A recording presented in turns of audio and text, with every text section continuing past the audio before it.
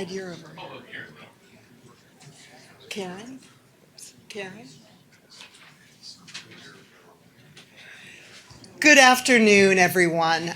I'm Karen Donfried, and I have the pleasure of leading the German Marshall Fund of the United States. And I am so delighted to offer you a warm welcome for the launch of GMF's newest program, the Digital Innovation and Democracy Initiative. We are so honored to have all of you here, but I do want to give special mention to Senator Warner. We are delighted that you've taken the time to join us to help kick off this program. And as you know, the program is so ably led by the wonderful Ambassador Karen Kornblue. All of you will have read her bio on the invitation. We at GMF could not have a more perfect person to lead this initiative. So with that, I'm going to turn the podium over to Karen.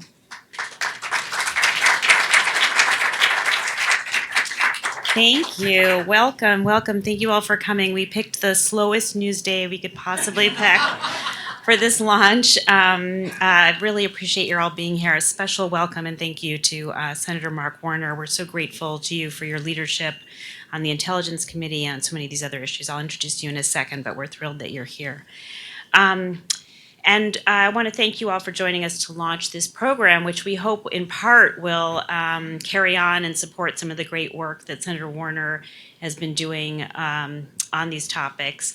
And I'm just going to really quickly set the stage and focus on three things that happened just in the last couple of weeks to put it into some relief. First, just 3 weeks ago, the administration, the president signed an executive order on artificial intelligence, and they laid out that that continued U.S. leadership in artificial intelligence is essential for our economic prosperity and national security. And the next day, the DoD came out with a strategy that echoed a lot of those thoughts. But the very next week, we were back to fighting about border wall funding, and a national emergency was declared on that, not on whether or not we're funding science and technology, not on whether we're attracting global talent.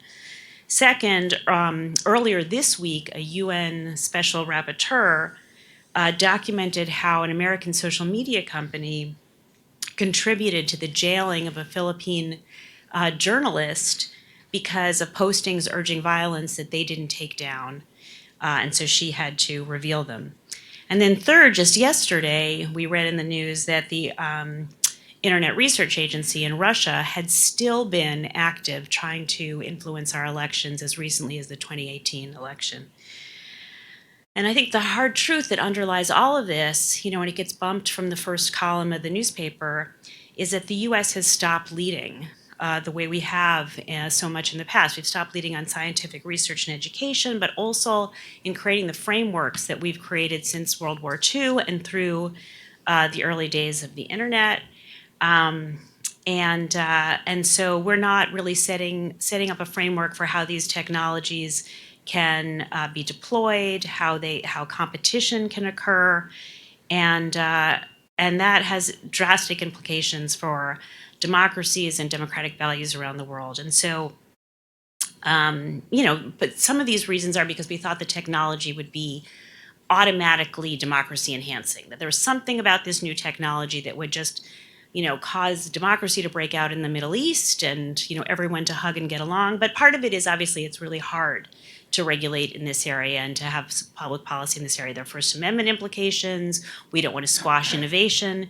And that's why we're creating this program, is that we really think that we need to come together in the US and Europe, our democratic allies, and think through these tough issues and make sure that we're both supporting innovation, supporting democratic values, supporting free expression in the solutions that we come up with. And what we want to do, just really quickly, we want to serve as a hub between the research that's being done and the policy communities. We want to leverage the incredible policy expertise that's in this room to develop solutions that bridge the gap between 20th century governance and 21st century economy.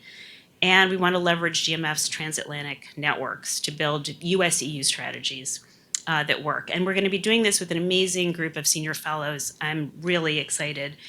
Ellen Goodman is here today. She's a professor at Rutgers Law School. She's the director of their Institute for Information Policy and Law. I urge you to read this paper that she wrote that's up on our website. It's fantastic about First Amendment and social media regulation. Danny Weitzner, who's the director of the MIT Internet Policy Research Institute, who also has a paper up about AI ethics. Jean Kimmelman, who's at Public Knowledge, and Julie Fernandez, who's going to be joining us on the stage later, who's at the Rockefeller Family Fund and was at DOJ as well. So thank you for coming. Please participate in our programs. We really feel that these issues are critical to the future of our democracy, and we hope that you'll join us in solving them. And so now I want to introduce our special guest, Senator Warner. And he doesn't need any introduction, but I'm going to try.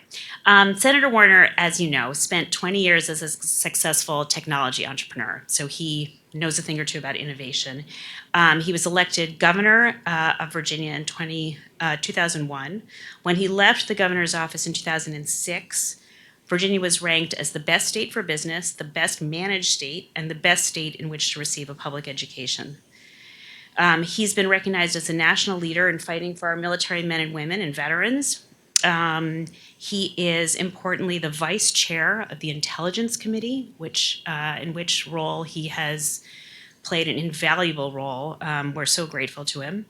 And then he's been the leader in these areas that we're talking about in a broad range, from the national security implications of technology to the innovation and competitiveness to the disinformation and creating bipartisan legislation. He led with Senator Klobuchar and Senator McCain bipartisan legislation on the Honest Ads Act to try to bring some transparency to political advertising on the internet, not allowing it to slip through a loophole and any longer. And he's released a really wide-ranging, thoughtful set of policies that I really urge you to read, proposals on how we can deal with disinformation and the whole tech space to support democratic values. So we're really grateful to you for your leadership. We're especially grateful to you for being here. Thank you very much. Well, thank you, Karen. Thank you for that introduction. Thank you for years of friendship. Karen, as well, thank you for having me here at the German Marshall Fund.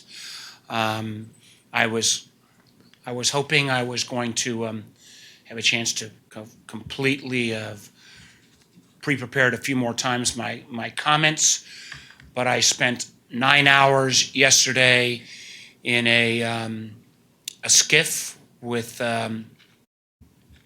Mr. Cohen.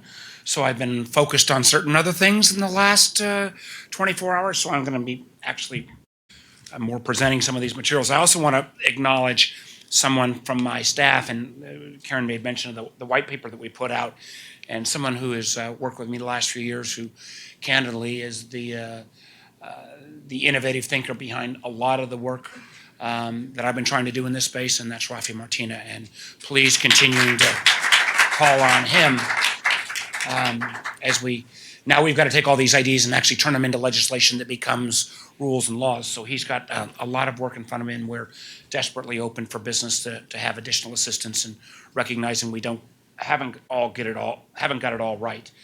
So I am honored to be here for the launch of the Digital Innovation and Democracy Initiative, and to talk about, as the ambassador just mentioned, I think one of the most important issues of our time: safeguarding against the misuse of technology. And those 3 examples that you just cited in the last 10 days, I've got some ideas on all 3 of those. I think we can all agree that technology has completely changed the way we communicate with one another and has advanced our individual freedom, not to mention our convenience. But at the same time, and I think particularly in the last couple of years, we've seen how the misuse of technology threatens to jeopardize our democratic systems, stifle competition, deepen national security threats, and hinder workforce development. Russia's attack on our democracy awakened, at least in this country, a lot of people to what I've been calling the dark underbelly of social media, sparking, I think, a long overdue conversation on privacy, data transparency, and other critical issues related to social media. We also face serious threats in cyber domain from both state and non-state actors, not to mention the threat of misinformation and disinformation by Russia and those, frankly, who've copied their playbook because it is both cheap and effective. More broadly, as Karen has already mentioned, our position as a global leader on technology and cyber issues has been weakened by the retreat of the United States on a global stage, as well as by Congress's inability to formulate smart policy responses to the challenges we face. I'm actually encouraged that governments around the world, including what we've seen from the EU, have begun to fill that vacuum, identifying solutions to address many of these technological challenges. But as the Vice Chair of the Intelligence Committee, the truth is American leadership is still absolutely essential. And the need for tech-savvy, smart policy that's forward-leaning, not left or right, but more future-past focused, is more important than ever. That's why I'm honored and excited to be here at the launch of the digital initiative around democracy. I may have completely butchered that when I just said that, but was that close enough? You know? Nope, gonna need the glasses after all. This is the first time I've ever tried to give a talk with the glasses on, so Steve Clements, don't take that picture or you're gonna be in big trouble. And you know, what better place? Because the German Marshall Fund has always led the way in addressing emerging threats to democracies, including, notably, online disinformation. I want to acknowledge, as has been already mentioned, the impressive roster of fellows taking charge of the initiative and hope that they will help to share and shape this necessary and overdue conversation. And I look forward to seeing you continue tackling these challenges while strengthening transatlantic ties. As Vice Chairman of the Senate Intelligence Committee, I've spent the better part of the last 2 years on an investigation connected to America's most recent intelligence failure. It was also a failure of imagination, a failure to identify Russia's broader strategy to interfere in our elections. Our federal government and its institutions, including the intelligence community, I think were frankly caught flat-footed in 2016. And at the same time, our social media companies, who had grown remarkably, frankly failed to anticipate how their platforms could be manipulated and misused by Russian operatives. Frankly, now with the benefit of hindsight, we should have seen it coming. This was not the first time that Russia had used these tactics. Over the last 2 decades, adversary nations, particularly Russia, have developed a radically different conception of information security, one that spans the domain of cyber and information operations. Too often, I think in our country, we've thought of those as 2 separate silos. Obviously, Russia and other nations have realized that combination is the wave of the future. I fear that we've entered a new era of nation-state conflict, one in which a nation projects strength less through traditional military hardware and more through cyber and information warfare. Our adversaries and their proxies are carrying out cyber attacks at every level of our society. We've seen state-sponsored or sanctioned attacks on our healthcare system, energy infrastructure, and our financial system. We are witnessing constant intrusions into our federal networks. We're seeing regular attempts to access parts of our critical infrastructure and hold them ransom. Just last year, we saw global ransomware attacks increase by 93%, and many of those attacks, unfortunately, successful. And our adversaries aren't necessarily using highly sophisticated tools to make those attacks. What's terribly frightening is they don't actually need to use cutting-edge technology in terms of many of these intrusions. They are attacking opportunistically, using phishing techniques, and rattling unlocked doors. And in many ways, we've brought this on ourselves. We live in a society that is becoming more and more dependent on products and networks that are under constant attack. Yet the level of security we accept in commercial technology products is unacceptably low, and I'll come back to that topic in a moment. We failed to recognize that our adversaries are working from a totally different playbook, and I've already mentioned this, but countries like Russia are increasingly merging traditional cyber attacks with information operations. This emerging brand of hybrid cyber warfare exploits our greatest strengths, our openness and free flow of ideas. And unfortunately, I think we're still just now waking up to it. Let me talk about China for a moment. The naivete of US policymakers extended not just to Russia in 2016, but to China as well. I remember when President Clinton once warned China that attempts to police the internet would be like, quote, nailing Jell-O to the wall. But in fact, in 2019, China has been wildly successful at harnessing the economic benefits of the internet in the absence of political freedom. China's doctrine of cyber sovereignty is the idea that a state, in China at least, has the absolute right to control information within its own border, something that's totally the opposite of our view, but China has actually implemented in a relatively successful way. In China, this takes the form of censorship, disinformation, and social control. We see this as China talks about a new social capital system, how it will permeate literally billions of people's lives, and it also takes the form of traditional hacking. And China has developed a powerful cyber and information affairs bureaucracy with broad authority to enforce this doctrine.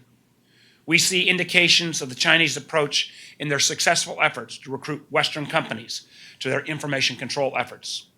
I mean, again, just look at Google's recent push to develop a censored version of its search engine for China, the very same Google that questions whether it should work with our American Defense Department.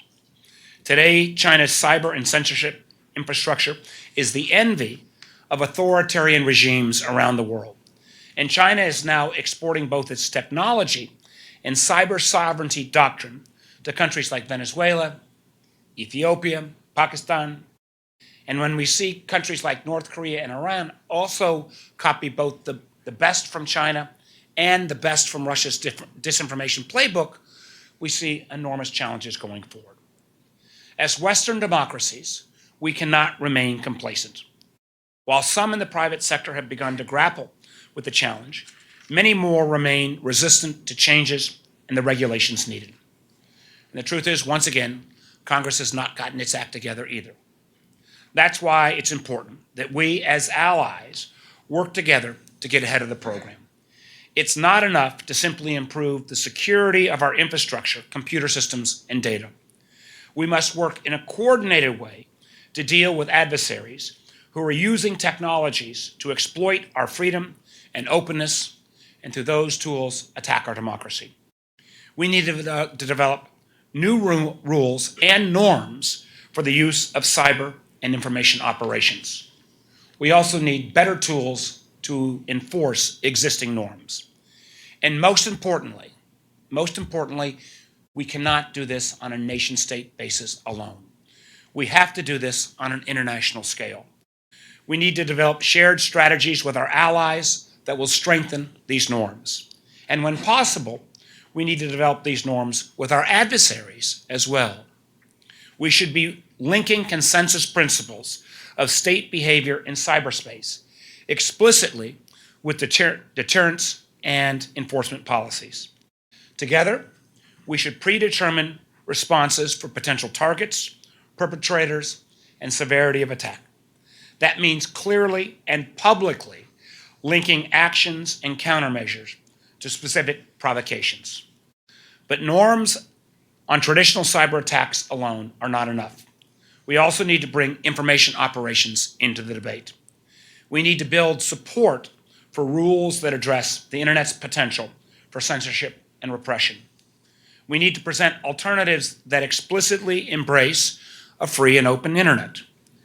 But we also need to extend that responsibility not only to government, but to the private sector as well. I believe we need multilateral agreements with key allies, just like we've done with international treaties on biological and chemical weapons. And that discussion needs to think about not only how we ban and prohibit activities, but what kind of mutually assured defense commitments we'd make to each other. The stronger we make these alliances, the more teeth we can apply to these norms, the more countries we can recruit to them, the more effective these efforts will be at disciplining the behaviors of potential adversaries like Russia and China, and others who look to take up these tools. Which again, I always like to cite here, and I promise Rafi not to get off the text too much here, but I also always like to cite the fact that if you add up all that Russia spent interfering in our elections, the Brexit vote in the UK, where we're somewhat slow at first to recognize, and in the French elections where Russia was so much more obvious, you add that all together, it's less than the cost of one new F-35 airplane. So these are tools that are both cost effective and efficient, and until recently, nations that have been attacked haven't always recognized who's been the perpetrator. These efforts abroad should be matched with efforts here at home to make our society more resilient to cyber and information attacks. That means a society-wide effort to combat misinformation and disinformation, particularly on social media. It is now clear that foreign agents use social media to spread misinformation and hijack civil discourse. The goal was and is to undermine our faith in facts, our faith in the news media, and our faith in the democratic process. And one needs to only look at some of our debates right now to realize how significant that's been. I like to cite one of the examples that some of the research has been done around the NFL player kneeling debate, showing that depending on who you look to on an expertise basis, it's run about 8-to-1 or 10-to-1 foreign-based fake accounts or bots versus actually Americans engaging in that debate. What an example of tremendously successful at undermining our country and in a very cheap and effective way. And the truth is, as Karen has already mentioned, this is an ongoing threat, and not just the United States. We've seen these tools used against other Western societies. We've seen them recently used to incite racial and ethnic violence in places like Myanmar, and Karen again cited more recent examples in her opening comments. And the truth is, this threat is particularly serious in countries with low media literacy. It is particularly serious when social media is the way people access internet in these countries, which increasingly is happening, obviously, in America as well. Last year, I met with the Prime Minister of Finland. As he put it, the Finns have been dealing with Russian misinformation and disinformation for over 100 years. Yet, Finland is one of the most resilient countries when it comes to countering this threat from its neighbor to the east. And I spent some time asking, why do you think this was the case? He laid out, I think, a strategy that in many ways we should think about adopting. One, it was a whole-of-society approach. Two, it relied upon a free press that means trust through stories that actually have some self-policing in terms of self-regulatory mechanisms and high journalistic standards. And Finland was willing to put some limitations, or at least rules of the road, on some of the social media platforms. Finland's approach also depends on national leadership that stays true to its values, even in the midst of contested elections in its own brand of partisan politics. Here in the United States, it will take all of us, the private sector, the government, including Congress, as well as the American people, to deal with this new and evolving threat. Specifically, the major platform companies, like Twitter and Facebook, also Reddit, YouTube, and Tumblr, aren't doing nearly enough. Now, let me be clear, and I say this with the former chairman of the FCC and friend in the audience. I don't have any interest in regulating these companies into any type of oblivion. But the truth is, these companies have grown from dorm room startups into economic powerhouses where, quite honestly, I don't think they fully realize and recognize with this enormous power comes a level of responsibility that we have not seen from these enterprises. Now, I expect these platforms to work with governments across the globe so that together we can take steps to protect the integrity of our elections and our civil discourse in the future. Karen made mention of the fact that last summer, Rafi and I, working with some folks in this room and others, put forward a white paper which lays out about 20 different policy proposals for addressing these challenges. And I recognize that many of the proposals that we've laid out will intersect with many of the initiative's focused areas. So I hope in a way that that white paper could help get this conversation started. And we hope to be laying out shortly a series of legislative proposals that were built upon that white paper. I think we can all agree on one of the starting points ought to be greater transparency. I think folks have the right to know if the information they're receiving, for example, comes from a human being or a machine. Now, that doesn't mean get rid of bots, but it does at least indicate there ought to be some level of indicator. As mentioned already, I've already put forward what should have been the lowest hanging fruit, and only in the US Congress would this not already become law, the so-called Honest Ads Act, that would simply require the same level of transparency for digital ads that we already have for TV and radio. I also believe that we need to start the discussion, and this will go to the core in many ways of what we think about in terms of freedom around the internet, but I do think we have to think about what level of duty we should place on companies to identify inauthentic accounts. If someone says they're Mark posting from St. Petersburg, but it's actually Mark posting from Alexandria, it would actually be Boris pretending he's Mark posting from St. Peter's or from Alexandria. But I do think this notion, and this is hard to do in the cloud, of a geo indicator might be something to at least have a conversation about. And I think we also need to have a real serious conversation about consequences for social media platforms that continue to propagate truly defamatory information that they know is false. We had some indication from one of the platforms, Facebook, that they acknowledged what happens in Myanmar was inappropriate and there should be legal and moral consequences to that, yet we have not seen to date serious action taken to correct that.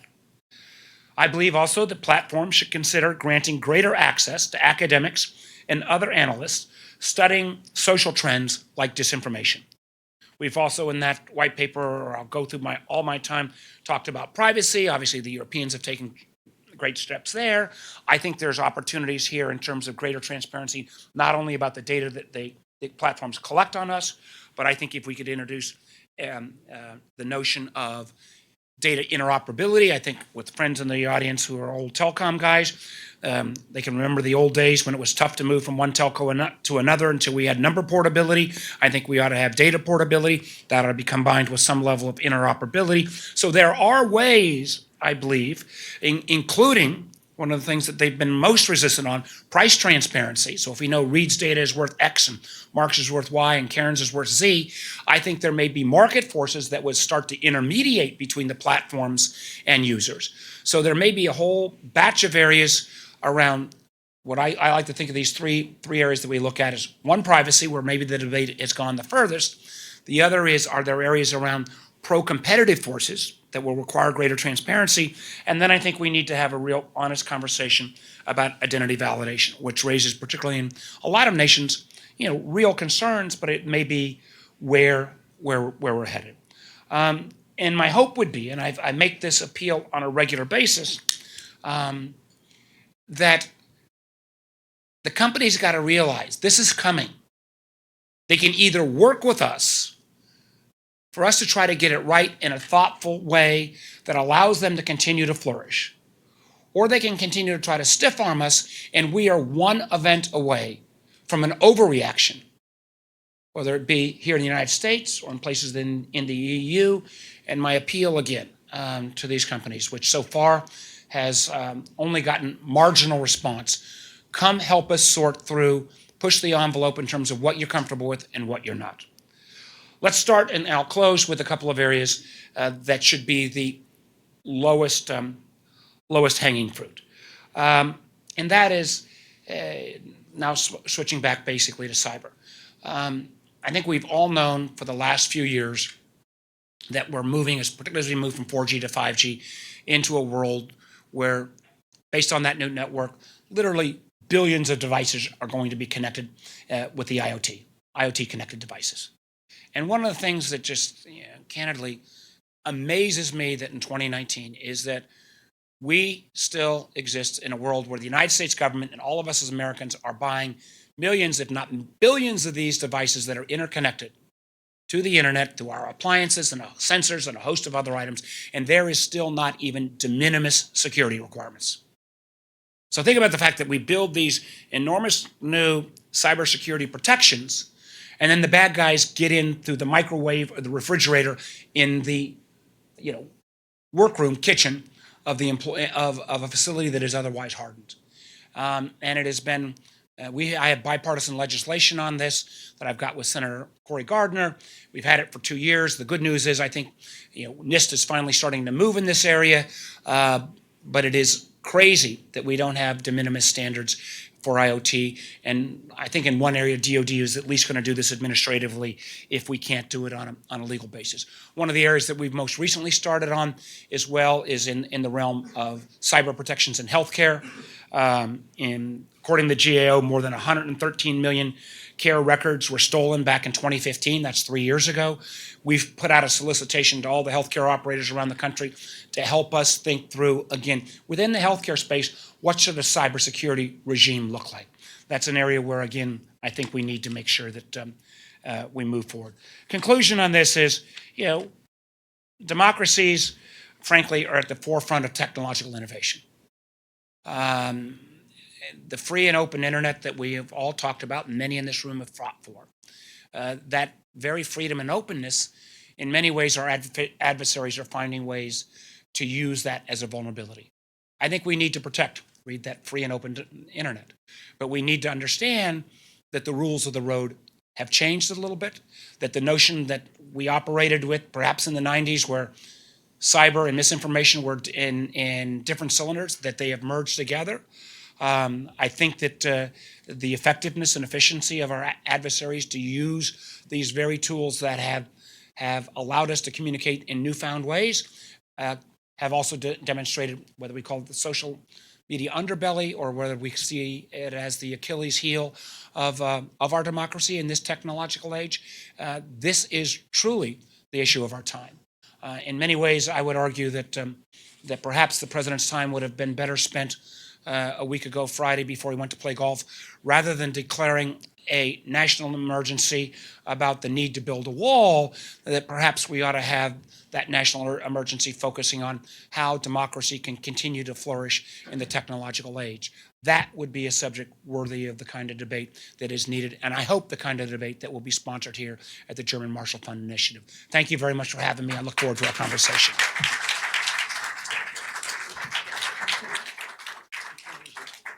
Senator Warner, thank you so much for those thoughtful and thought-provoking comments.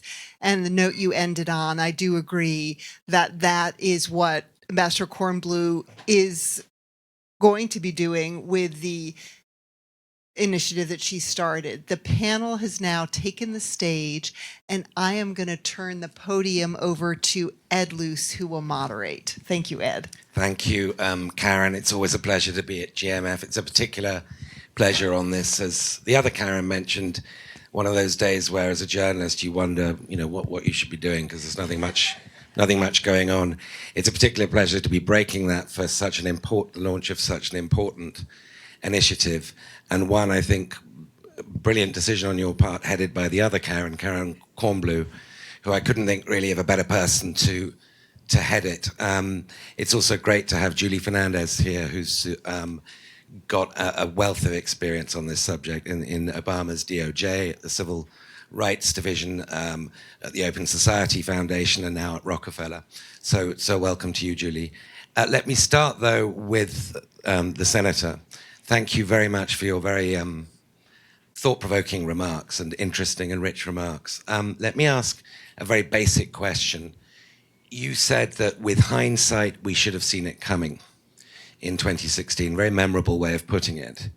My question is simply, knowing what we know now and what has and hasn't happened since 2016, both in the United States and in Britain, as you mentioned, can we, with foresight, expect it not to recur again in 2020? In other words, what have we put in place at the federal government level, but also what Silicon Valley put in place in the self-regulatory sphere that gives you any confidence we're not going to see a repeat of this in another form, not in exactly the same way, but somewhere that we cannot foresee?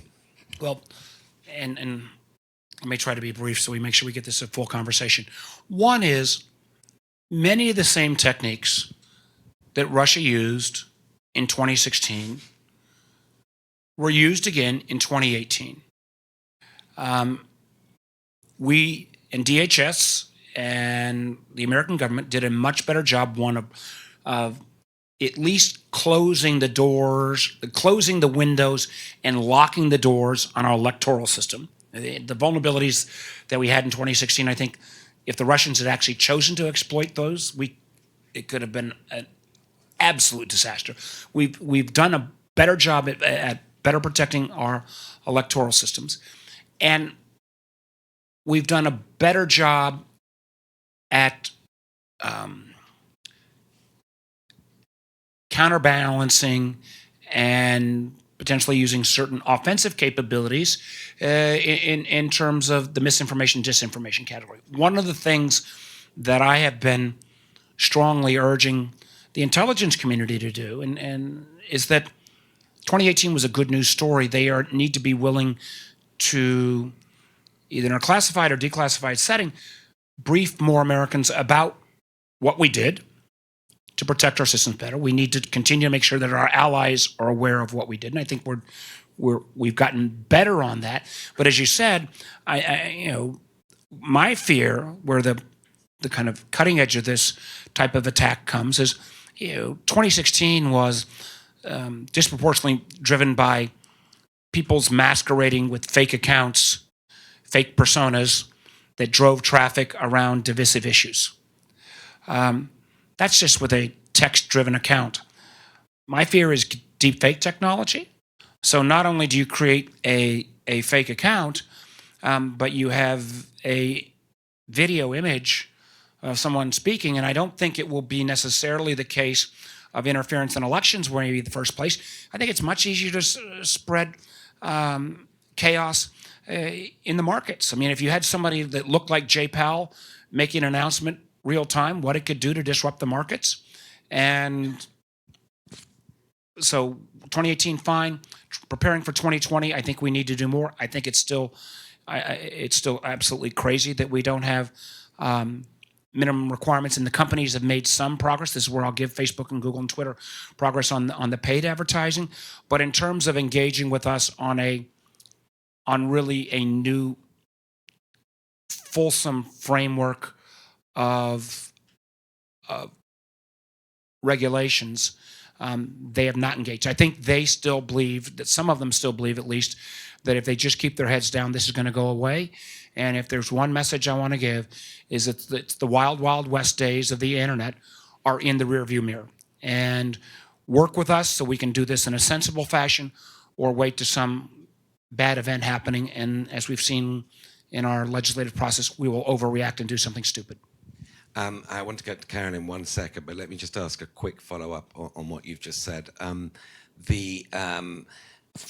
What's happened to Facebook since 2016 is very interesting, because on the one hand, its reputation has gone from being very good to being very bad. It's sort of, in a way, the big tobacco of today, in the space of 2 years, 2.5 years. On the other hand, its profits have tripled.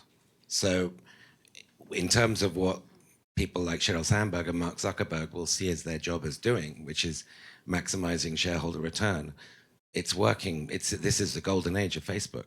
Well, in Washington, we think differently about it, but I think that's where.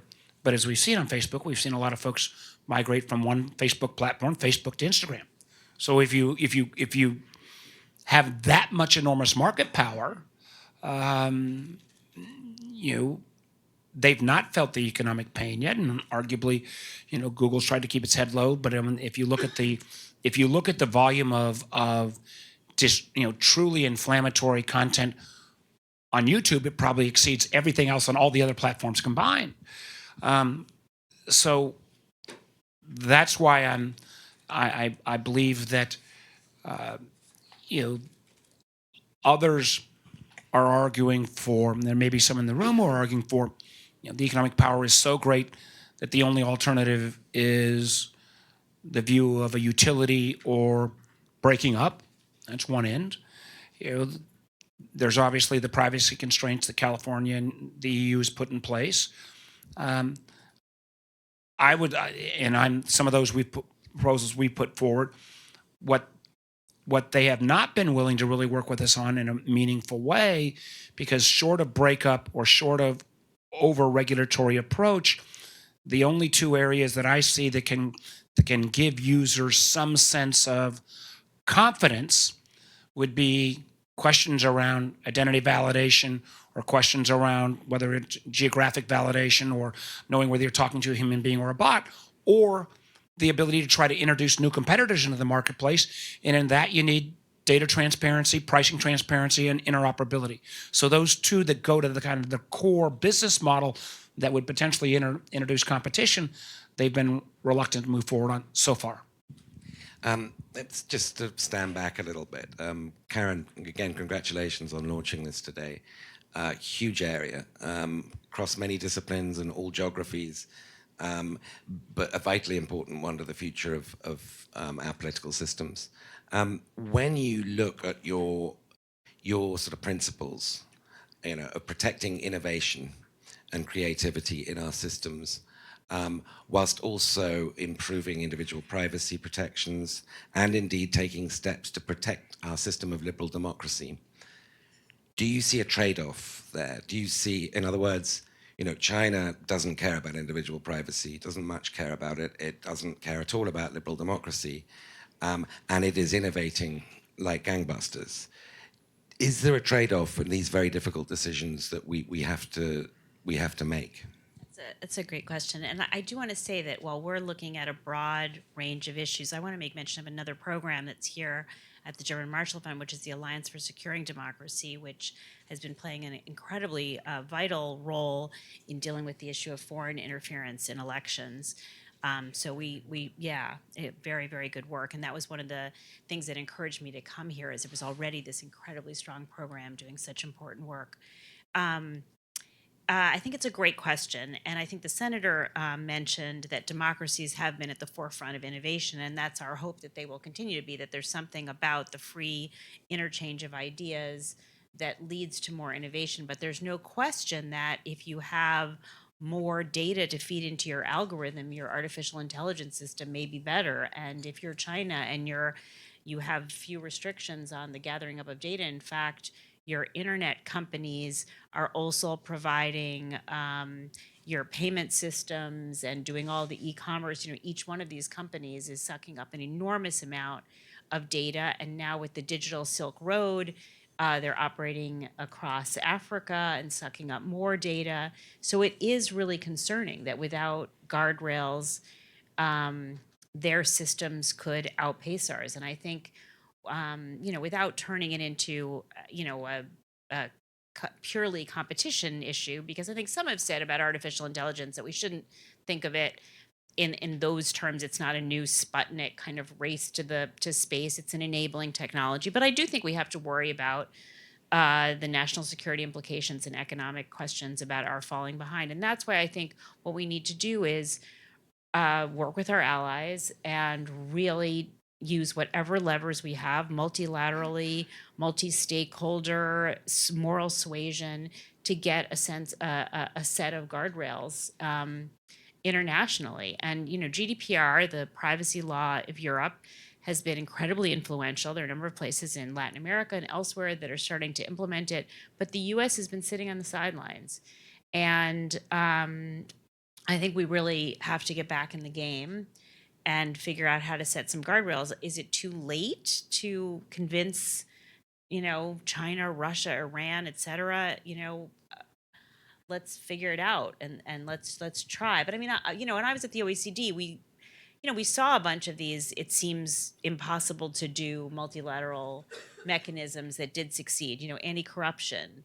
The U.S. started out as the only country that had the foreign anti-corruption law, and in France you could take a tax deduction for a foreign bribe, and slowly we convinced other countries to adopt similar laws through this kind of international work. So I have to be kind of an optimist about that and think that we can make a difference there. But just just briefly on that China sort of piece of it, the senator mentioned there is this sort of menu of options, one of which is continue with self-regulation of Silicon Valley, which obviously isn't producing stellar results.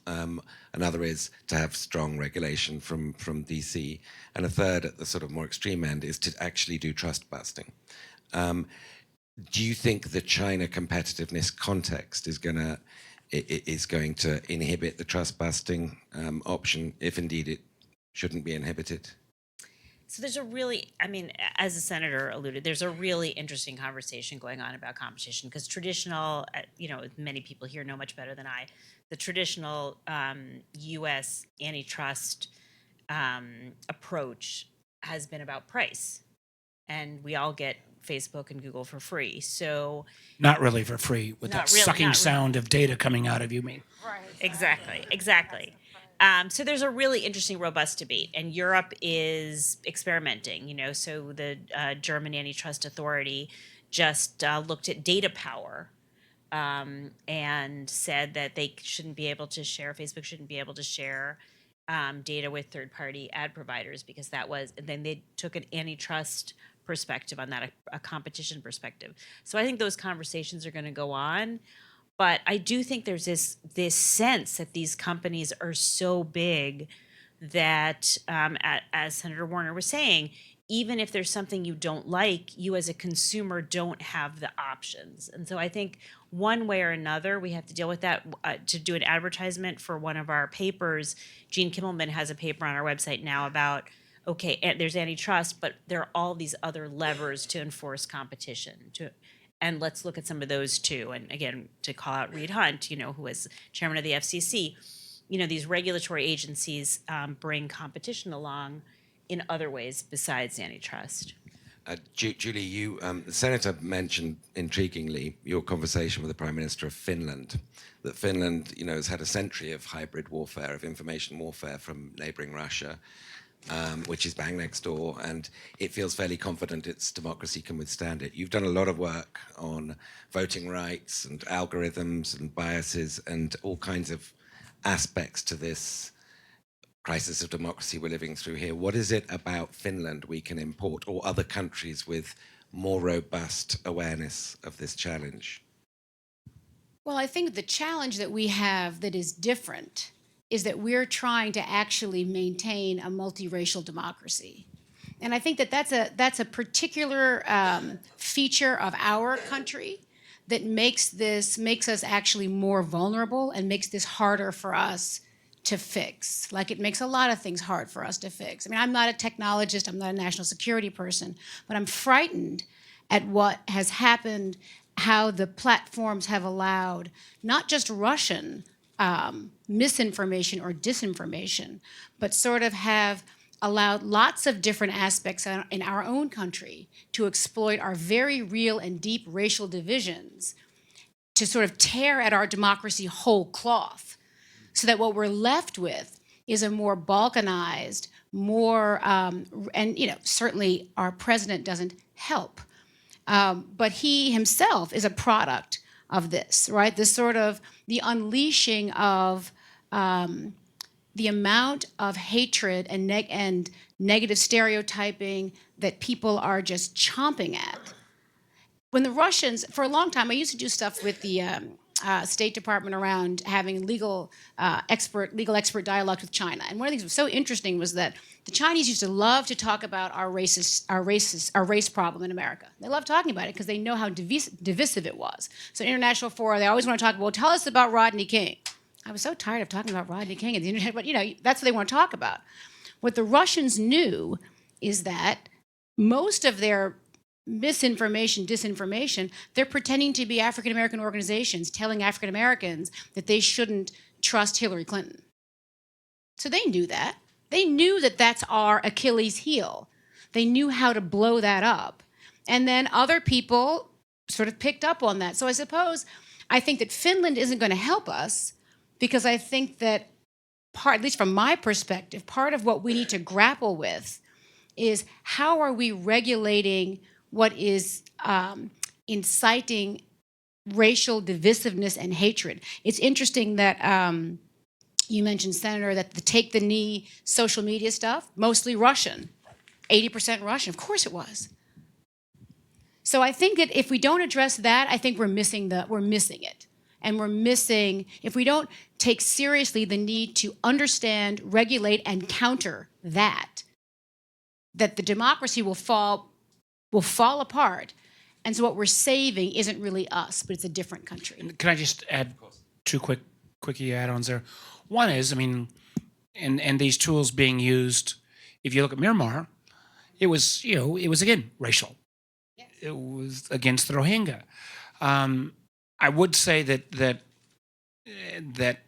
if you go bump a couple countries over into Estonia from Finland, where you have Russian ethnic versus Estonian ethnic, that some of those divisions there where Estonia ended up, and is they basically made the determination that the price of being on the internet was you had to have identity validation. There are many folks in that are much more knowledgeable than I that think that we may be inexorably headed to a bifurcated web where you got a dark web where you can be anonymous and you do whatever, but that the other half of the web is one where you have to have some level of identity validation, and that's where news and commerce and information sharing will go on. And perhaps in a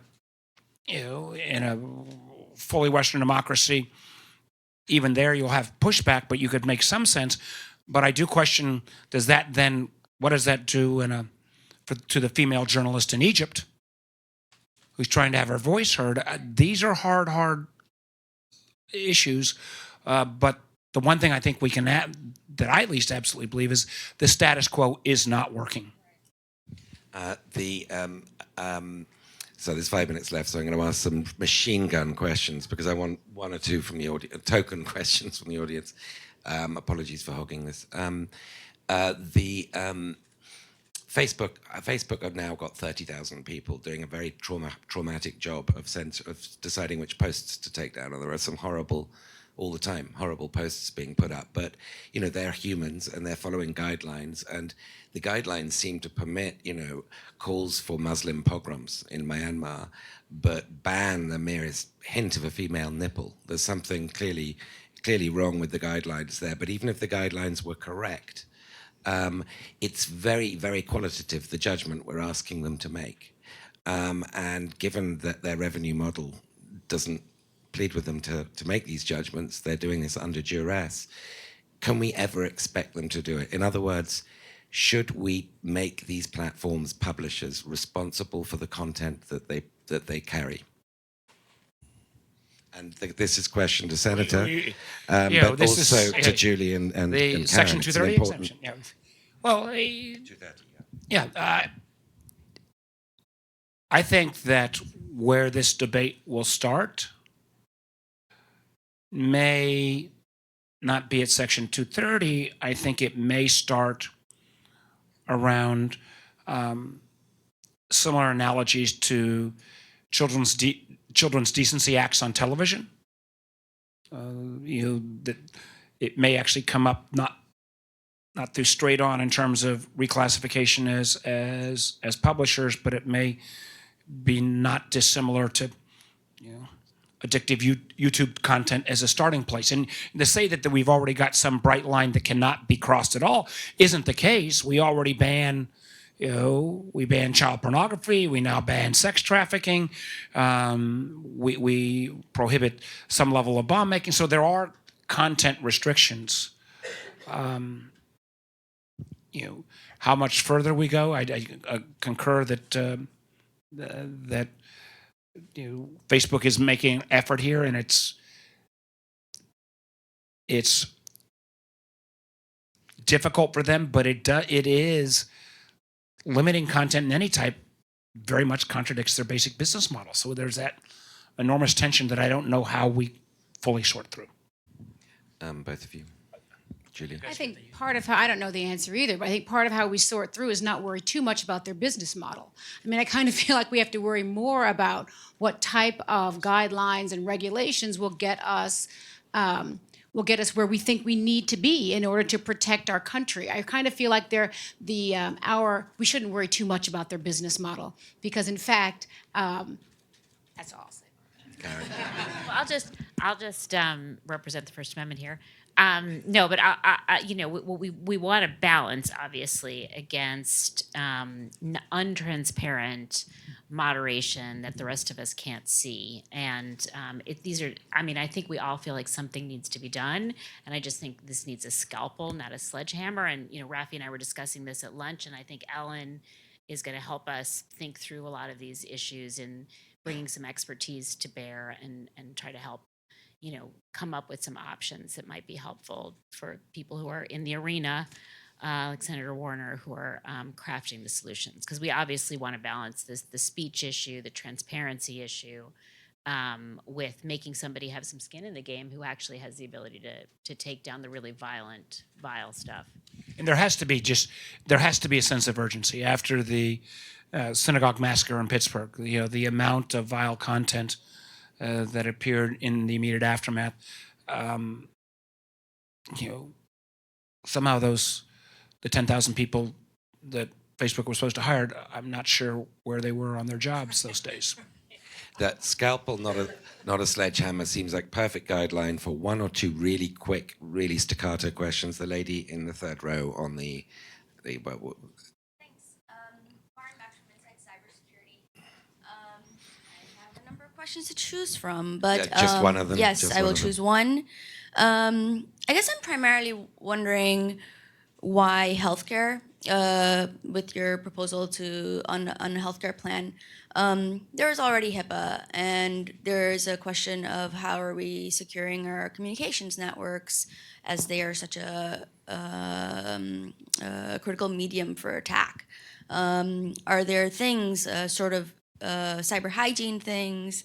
You know, you mentioned the rattling of the door knob that networks can do, and to sort of push back against some folks who or to counter a perception that simply blocking companies like Huawei and ZTE is sort of a economic protectionist thing, or motivated, that we should actually have networks be subject to some sort of testing or certification. Commissioner Rosenworcel at the FCC suggested perhaps licensing carriers. I'll stop there. Huawei. All right, great, ZTE. great. I'll try to give you rapid fire response. I mean, you know,